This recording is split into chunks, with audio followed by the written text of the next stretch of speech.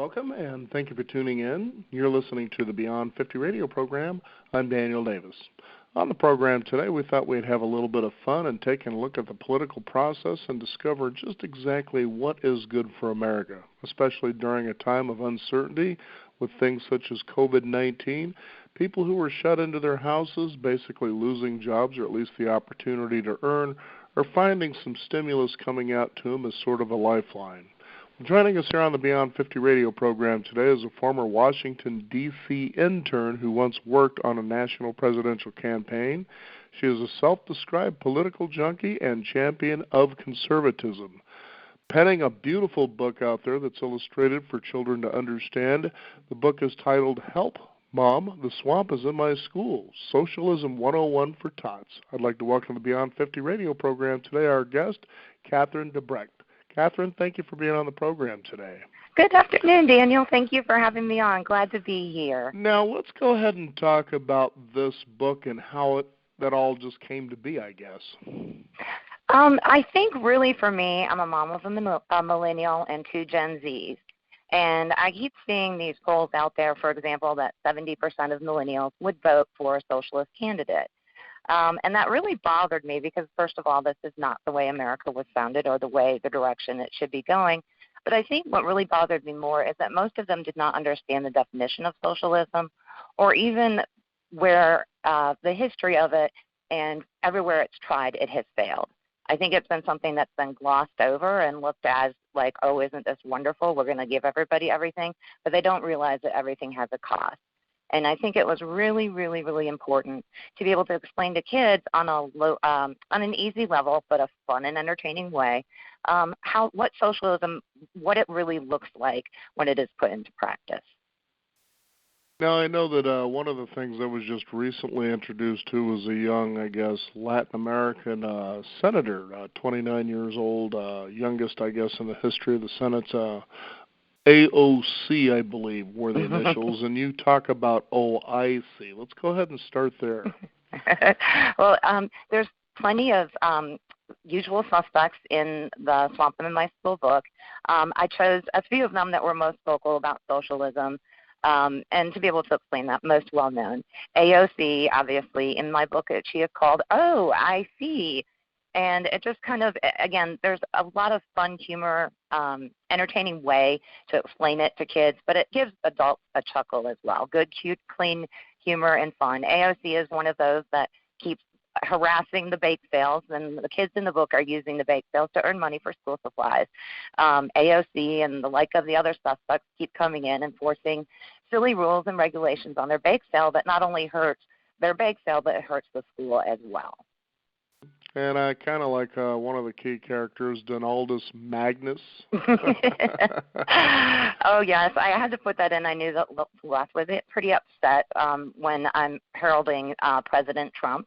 A lot of people called Ronald Reagan one of my greatest presidents in my lifetime, Ronaldus Magnus. So when I wanted to put Trump in there where he kind of saved the school from socialism, I thought, why not give him the name Donaldus Magnus?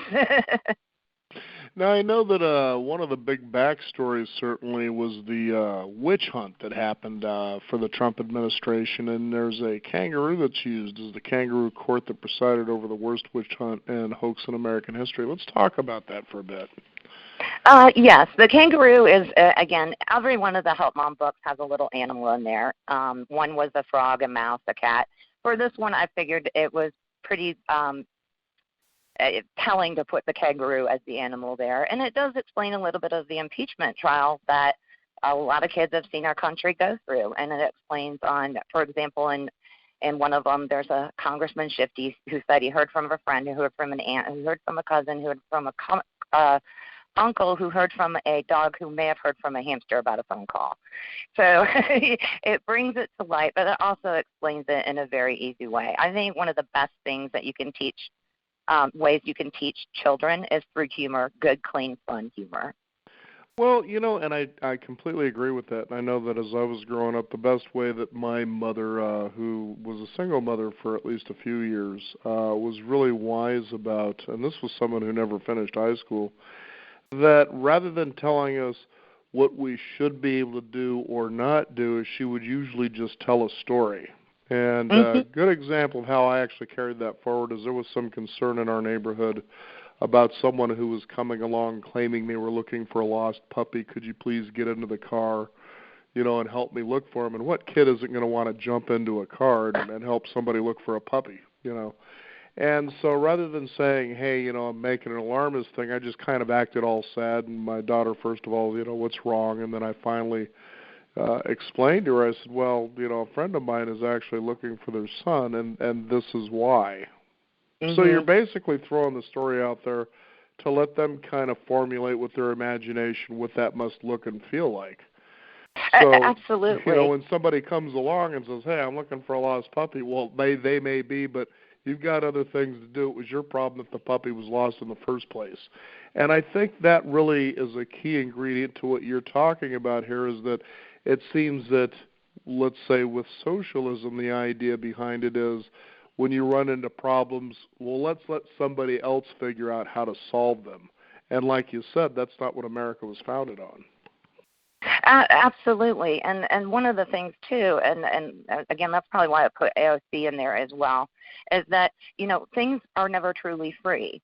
So, if you're asking for these for the government, and then it shows it in the bake sale how as the more regulations they're taking away from one and they're giving to another, both of them wind up hurting. And I don't quote her in the book, but my favorite phrase from Margaret Thatcher is, the problem with socialism is that you eventually run out of other people's money. And that's basically what happens to the bake sale in the school, in the Swamp in My School book. So it takes a few different parts as well in it. There's, they start, the socialists start this issue with the bake sales out of creating class warfare. It's not fair that even though they work more, they get something more. So it touches on immigration. It touches on all these little levels that are wound into a story as to the way our country could be heading. But it does it in a fun and entertaining way. So it's meant for parents and kids to sit down, or grandparents and their grandchildren, to enjoy beautifully done illustrations by Al Goodwin, but to laugh and to have a discussion. Now, accordingly, there was a study that was found that 70% of millennials would vote for a socialist candidate. Now, let's talk about where that information came from and what's going on that influences this generation of people to think that that's a good direction to go. Well, I'm not sure if it was a Pew study. It just came out recently on that for the millennials. And then you actually had Gen Z that was a little bit lower than 70%. It was around the 50%. But from what I've seen, and I've raised kids, and I've been fortunate to have them in parochial schools. But if you look at the history books and you look at the way education is being taught, a lot of this stuff is glossed over in history. They don't talk about Stalin and him starving 6 million of his own people. They don't talk about all the other places that it's been tried, it's failed. It's been just glossed over. I think there's more spent on global warming and climate change than actual civics. And I know somebody once said, if you don't study history, you are bound to repeat it. And I think just the way history has been shifted in education has really, not allowed children, students, to be able to make an informed decision on their own. I like this one illustration here. Quinn's always snarled, like bubblegum is a very expensive ingredient in pink crayons or something. Now, that's a really unique kind of portrayal of somebody like that, which I was watching a YouTube video or two of her last night, and it was funny watching her actually go after Mark Zuckerberg of Facebook, about the idea, are you putting political ads in here? Are you actually using people's information unwillingly and so forth and so on? And that, well, that's good if they've got a fresh look about that, but it depends on what they actually do with their motivations over time, and have to be realized that even though you feel pretty passionate about the direction you're going personally, how do you think what your wake is going to affect other people? Well, yeah, and I think the other thing with AOC is why I put that in there. The Congress is the people's house. It doesn't belong to the politicians. And when the State of the Union was done and she boycotted it and then did this Instagram posting, it just seemed to really demean the House and the halls of Congress. And, like pink bubble gum or something. It really did. That's the people's house. That's not her house. That was not her decision. So let's go ahead and talk about, for the listeners out there, the idea of socialism and why people who, for the most part, think this is something that we should be going in the direction of. Well, I think, obviously what's going on now and with the stimulus and everything, I hate using the word unprecedented because that's what everybody uses. But it is something. Seriously, it is something I've never thought I would see in my lifetime. Sometimes I wake up and I think I'm not living in a movie. I think that's needed, but it's very, very dangerous to go further and further and further that way. I do not think that is Trump's intentions. I think with the reaction to the first stimulus bill, what the Democrats, and obviously Queen Ossie and Schumer and all those are in the Swamp in My School book as well. I think they were looking at it for free fall to finally introduce the policies that they haven't been able to push. So it's a very frightening time. I think we've had to do what we've had to do, but we tread very lightly moving forward. So how do you see this all possibly turning out as far as, obviously everybody's jazzed because they're getting stimulus checks. Well, it wasn't my fault that you took me off work, and I thought my first reaction to that is, well, I don't know if I'm too excited about just dropping $1,200 into somebody's lap and saying, here, have a nice day, because like most Americans are going to end up just blowing it anyway, and all you've done is empty a jar that probably wasn't that full in the first place. But what I had suggested, it was really interesting because I didn't really follow it until after the final bill was passed, but I said what they should do is allow people to at least claim unemployment, okay? And what they should do if they're going to do this stimulus is feed it into that so it's being spoon-fed to these people slowly. In other words, you only get an unemployment check once a week, okay? And you're not doing and then that way you wouldn't have to spend too much of it if after a month or 2 months, maybe 3 months at the worst, hopefully, is that we'll all be able to go back to work. Then you've spoon-fed some money to keep the economy flowing without actually emptying the coffer entirely. And, of course, the idea, that a lot of people are upset about, too, is, well, what's with this $500-some-odd billion going to big business? Most of these big businesses have actually survived stuff just as bad, if not worse than this over the years. They've shown they've been able to take care of business. What are we giving them bailout money for? So, there's a lot of ways people look at it. Who's going to help the small business guy, which employs at least 50% of the workforce here in America? So there are intelligent ways, as I like to say, socialism isn't a bad thing if it's on a as-needed basis. Somebody needs to go to the hospital. They need to be helped, but they don't have insurance, but they've worked. They just can't afford. Then let's find a way to help them. That's somebody who's self-motivated. The idea, I understand, at least the producer was telling me that the young Hispanic senator we were talking about is saying, well, even immigrants should be able to get a check. It's like, well, did they pay taxes last year? Did they even file a tax return at all? Because if they didn't, no, they don't. Absolutely. And I like to say anything with the stimulus package or whatever should be a lifeline, not a lifestyle. Right. There you go. On demand, as needed. I agree with that. Anyway. Absolutely. So AOC's been a lot of fun in that. Biden, I've had a really good time with some of the stuff in his book. Adam Schiff is in there as well. But again, it also talks about immigration, which you had just brought up. When the kids find out that they're getting all these free school supplies, kids from other schools are starting to come into the school and take the school supplies. So it touches on so many different things in the sense of what has actually been going on really from the Obama administration up to the election of President Trump and through the impeachment. And the impeachment, I don't know how you were about it, Daniel. I just got very frustrated about it. And I just, looking back a month or two ago, that we were on impeachment when we should have been worried about this coronavirus. Well, I actually agree with you, and I think the fact that and you've seen this happen in administrations. I'm sure you're certainly pretty close to the same age I am. I remember back during the Clinton administration when they were going after him, first it was, well, did this happen, and of course Ken Starr didn't have anything turn out of the $75 million he spent on a witch hunt of some nonsense that was going on from the Clintons' hometown. It came out there was nothing. Well, if that don't work, well, why don't we try, well, what about this girl over here claiming this, Mm-hmm. And, it's throw up everything against the wall. sloppy. Yeah. Well, here, the most telling thing I believe it was this past Sunday when you had Nancy Pelosi on the Sunday talk shows, when she repeated this line, which I know, Daniel, you'll remember it.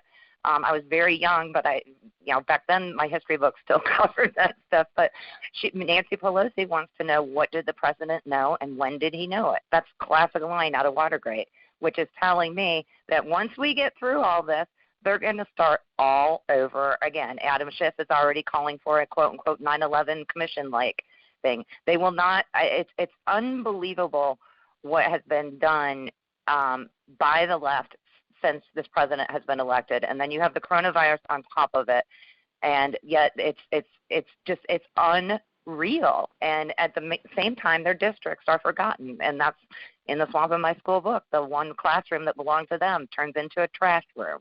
So it's explaining all these little things, but it's unbelievable. I've never seen anything in this since January of this year that's been going on in my lifetime. Especially with impeachment, which has been a huge waste of American taxpaying dollars. Catherine, it's so true, because there are a lot of times, because of distraction, I'm in the media, have been for 20 years, and I look at sometimes the media and I just leave myself shaking my head like, I can't believe you can stand there and look at yourself while you're flapping your mouth and saying the kind of things you're saying. And I like to try to look at a holistic truth, I don't try to say that I'm Republican or Democrat. It's like, are you doing the job or aren't you, is really what it comes down to for me. And it was like during the Obama administration, we actually had brought on a guest that was actually toward the end of his administration who was talking about a hometown problem that was happening on the outskirts around America that people weren't aware of, and that administration was actually allowing Muslims to come into the country, and they were giving cars and houses and loans and everything else to these people before they even had U.S. IDs. And they were starting to run these towns down and actually implement, because the challenge that a lot of people don't understand about Muslims, especially radical Muslims, is this, is there is no difference between religion and politics as far as they're concerned. So they can come into America, well, they're protected under the First Amendment of freedom of religious expression. Well, that's a real dangerous thing, because in the Muslim world, their religion and politics, as I said, there is no line. They're the same thing. So now all of a sudden you have these people, taking up and praying in streets and just basically treating countries any way they want to. Sweden was a perfect example of what had happened there, and Europe at the same time. And I even talked with people who were from England. I said, so what's with this Muslim situation? And and I got a split on that. 50-50 was kind of like, well, you Americans kind of overblown what's actually happening. It's been really nice to have them in. But then on the other hand, no, it's even worse than you guys are reporting. And I'm thinking, well, so what's the truth here? So, but we brought on this woman from an area of the northeastern part of the United States where this was actually happening, and she says, believe me, there is so let's see there's socialism and how it can actually really bite you without you even being aware of it, because you're not participating in it. No, absolutely. And it's funny when you talk about the Muslim population here in the United States, they are totally abusing our laws in the sense that they're demanding all of these special rights when the rights of Christians are being absolutely stymied and rolled away. They know how to use the system here, which is just, eventually a lot of people have said the United States is going to be destroyed from within rather than from out. So tell me, as you have put these books out there, how have your children actually, what kind of questions do you get from them? And I'm sure they're having their eyes open pretty widely, aren't they? Well, they've been like, do you ever see the movie Mr. Fantastic or Captain Fantastic? No, I haven't. It's really a good movie. It's I'm trying to think of the guy's name. He actually played in Lord of the Rings. And anyway, it's a story where a husband and wife decide to raise their children out completely in nature, okay? But eventually it gets to the point that the kids are getting older. The wife does die, unfortunately. So they go to, I guess, her father's house to visit, and the idea is now, well, maybe it's time they have to go into the village now. It's kind of like an idea of, Confucianism and Taoism. First you're in nature, and then you go in and let the village raise you, kind of a thing.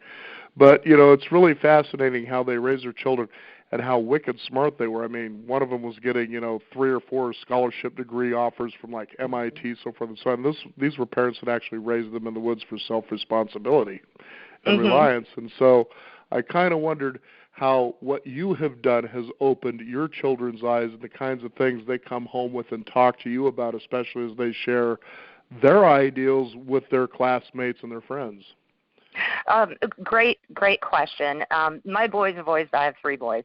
They've always been my focus group for the books, and they've actually contributed to a lot. But I can tell you, they know from the time they were growing up that I remember being in the grocery store one time, and one of them said to his brother, "Mom's not going to buy that candy because she pays too much in taxes." Everything that is, I think, was a teachable moment. It wasn't a brainwashing moment or anything like that. It was explaining, no, this, because of this is how we do things. But I gave them an open mind. But, Daniel, I got to tell you, my oldest son one year came home from school, and he was bummed that he got a B on a test. And I said, well, let me look at the test. It was a social studies test. And one of the questions on it was, what do people do when they don't have money to pay for goods or services? He was studying history from a while back, and the correct answer was barter. My son's answer was get a job. Find something you can do that's worth getting you what it is you want. We actually did a segment a lot of years ago from a gentleman out of the Soviet Union, and he was talking about how, that's predominantly in many ways how their system, outside of course, communism actually worked, was on the barter system. It was estimated, he was saying, about 80% of Russians actually still know how to effectively use the barter system. And one of the funny things he had said in his book, which I felt was pretty true, is Americans actually believe they can't live without money. Well, right now it's toilet paper, so those things I'd love to see you write a book that you've actually figured that mystery out. So. I know, seriously.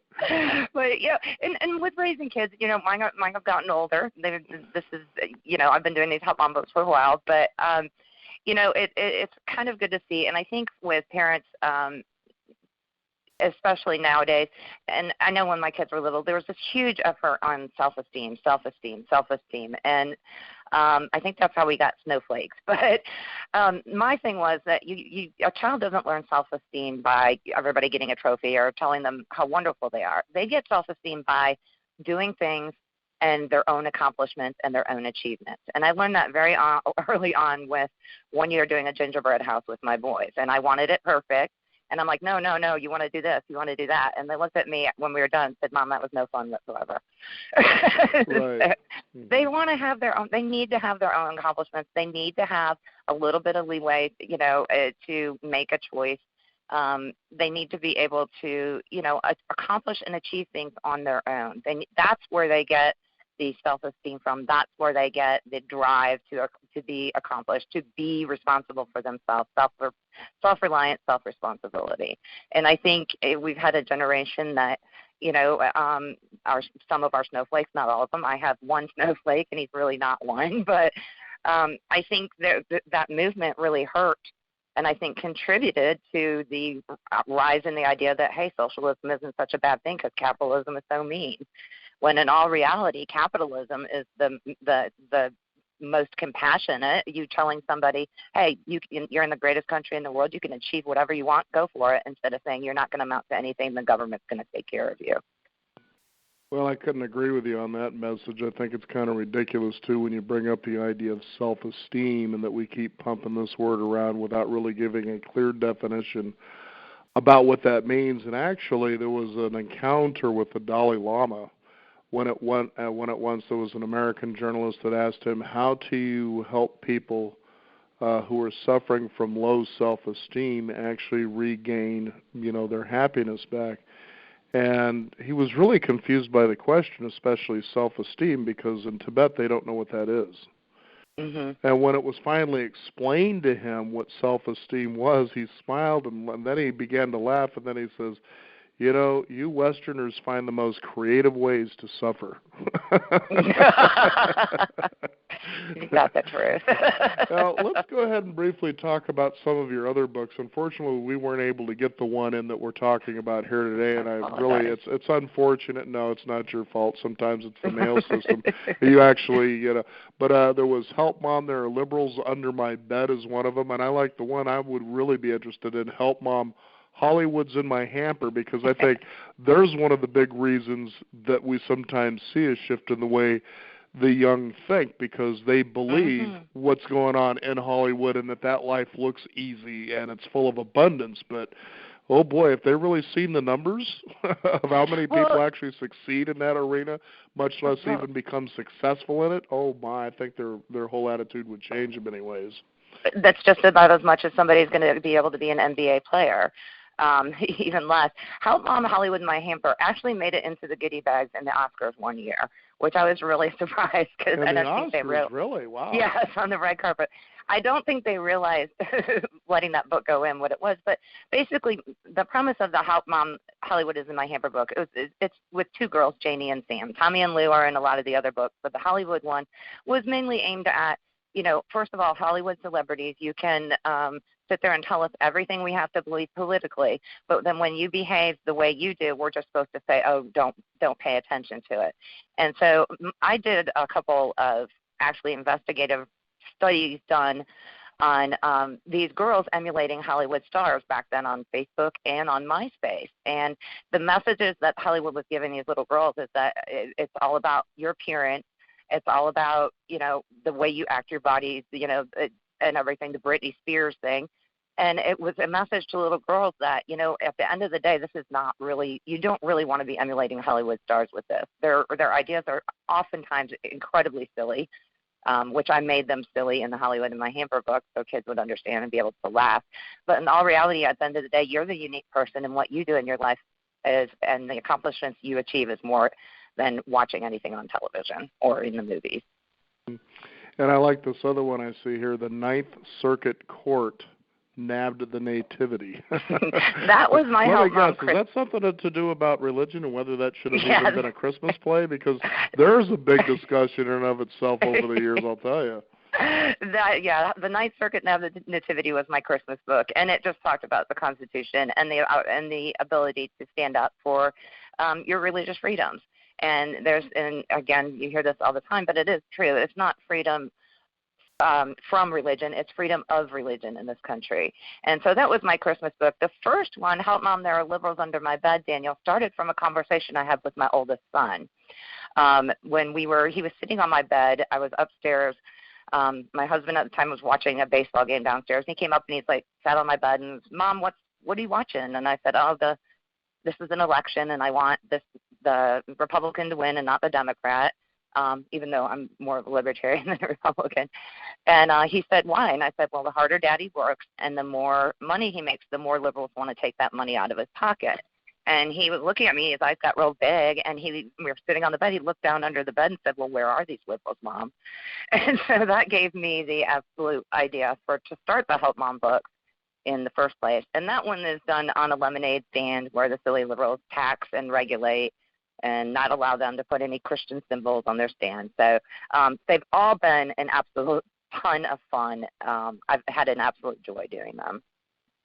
Well, I can tell by the illustrations that happen in the book. And let's go ahead and talk about how you came to find what I would call the right illustrator for the kind of story that you were telling here, because the characters you can definitely identify who they are, but then they have this certain caricature about them. You go, yeah, that's how I would see them if they were cartoons. Yeah. For this one, I had Al Goodwin. I contacted him. He is a political cartoonist, editorial cartoonist as well. And he's in the Washington Examiner and several other places. He's award-winning. We connected. I liked his work, and it was like the dream team for the two of us for those illustrations. I would tell him, this is what I'm envisioning, and let's do this, and let's do this. And he added to it, and he was just an absolute joy to work with. If you look at Congressman Schiff, I was the one that said I want him in a turtleneck with the top to look like a number 2 pencil. Queen Ossie, who obviously is Speaker Pelosi, I had her have a tiara on her head. There are a couple other little things. On Chuck Todd, I put a Pravda name tag on him because I really think that the news really belongs to, on the quote-unquote mainstream news, really belongs to the Democratic Party. So there's a lot of symbolism in there that I wanted to put as well. And it just kind of, some of it is for the kids because it is a kid's book and it's beautifully illustrated. It's a hardcover book. But I wanted to put some little, what we used to call Easter eggs in them, just for some adult humor as well. I think Biden having a Burisma receipt in his pocket in one of them. Hillary Clinton's in her signature pink pantsuit, peeking in the windows, wishing she was there. So he's been an absolute joy to work with. We've had a really good time doing it. One of the illustrations we did of the impeachment show, and so we have Congressman Schiff sitting in a director's chair because, he's a failed screenwriter before he was a congressman, but he orchestrated all of this. So there's a lot of good, fun political humor in the book, again, which is why when people ask me what age this book is for, I say from ages 1 to 92. Absolutely. It's like the Flintstones, you love watching it as a kid, and then as you get older, you start seeing things you never seen before because now you understand them better.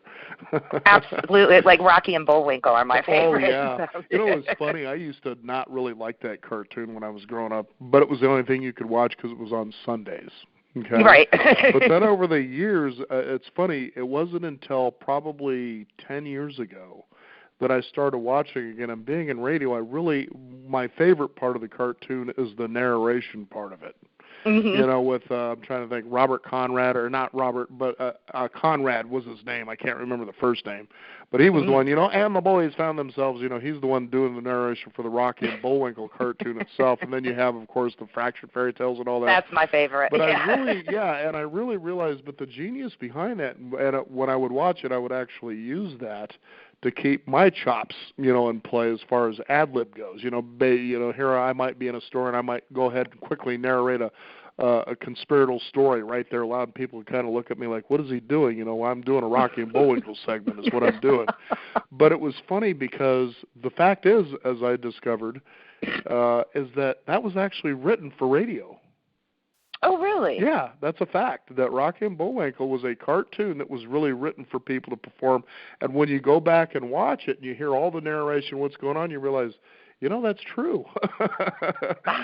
All of it. So, and it was a lot of fun because of the kind of subject matter sometimes these guys would hit on, which brings me to one more thing that I kind of wanted to pay some respect to you through Dr. Seuss. Now, your children are probably familiar with Dr. Seuss. Yes. Okay.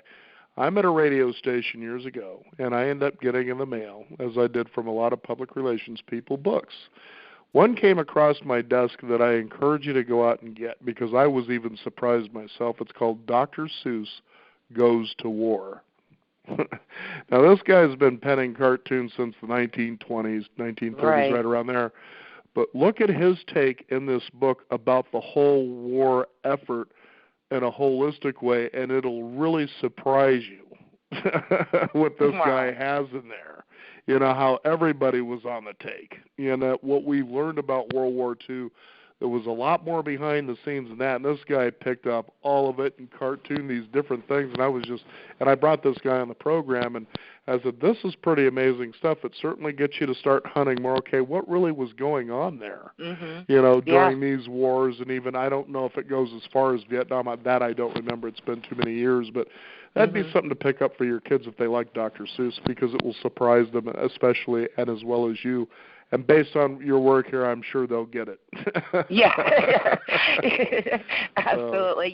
Daniel, when we were talking about Rocky Bullwinkle, what I really would like to see is another rendition of Schoolhouse Rock. Oh, yeah, I know. I've been talking about that a lot to kids. That's a great, entertaining way to teach them history. And I taught my kids when they were younger, when they had to recite the preamble to the Constitution, I taught them that song. And it got so popular that teachers were like, they're allowed to say it, but they cannot sing it. Oh. Well, listen, it's been a pleasure to have you on the program. How can people find out? Do you have a website, a place people can go to find out more about your work and where they can get your books?